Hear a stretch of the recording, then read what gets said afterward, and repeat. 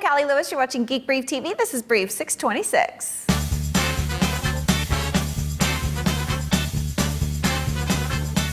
As you know, about a month ago, my iPhone shattered. I don't know if it was the heat or the bike repair shop accidentally smashed it. It happened around the time Apple dropped Google Voice apps from the App Store, so I wasn't too keen to buy an iPhone replacement as long as Apple was saying no to innovation that really matters.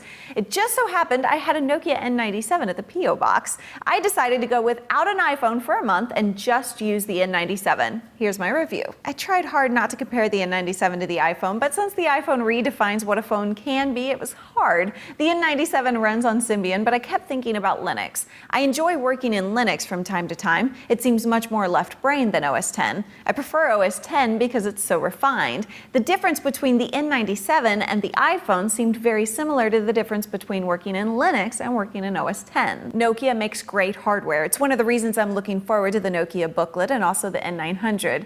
As hardware, I loved the N97. The screen flips open with a satisfying click for viewing web pages and applications in landscape mode. It also gives you access to the QWERTY keyboard. Let me tell you, the keyboard feels nice. The 3.5-inch screen has a resolution of 640 by 360. It has a touch screen but no multi-touch. Nokia calls it a resistive touch screen. When you press a virtual button, it kind of feels like a little vibration that provides a sense of realism.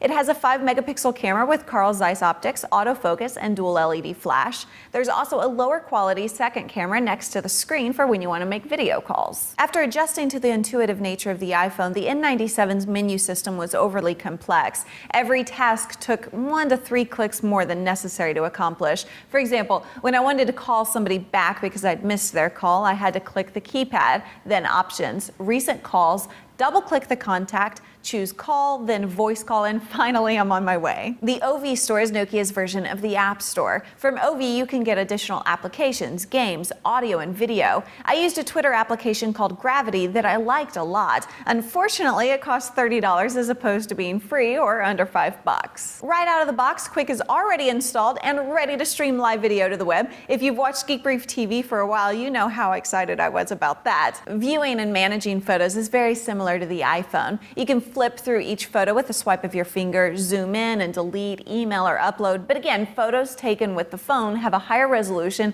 and there's a flash when you need it. You can personalize the home screen with the applications you use most. You can also choose to have the date and time showing, along with easy access to your mail and SMS messages, the browser, YouTube, and music. You can show a preview of your inbox, Twitter, and Facebook messages, and choose the 4 friends you call most. It's kind of cool that you can swipe the screen to hide your 4 favorites before handing the phone over to someone who isn't on the list. The N97, in the end, isn't the phone for me because of the Symbian OS and because it doesn't help with my Google Voice problem. I need an Android phone, I guess, and the one I want to try the most is the HTC Hero. I'm Callie Lewis. This brief was brought to you by Squarespace.com. I know lots of you guys are giving it a try. It's an easy and inexpensive way to build a website or blog that looks beautiful, but I want to see the sites that you're building on Squarespace. Tweet me a link to @CallieLewis. My promo code GEEK saves you 12% when you sign up for a Squarespace.com account. Thanks so much for watching. Bye.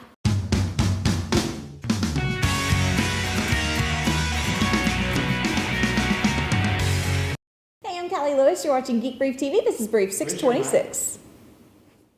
Way down here. Out of my pocket.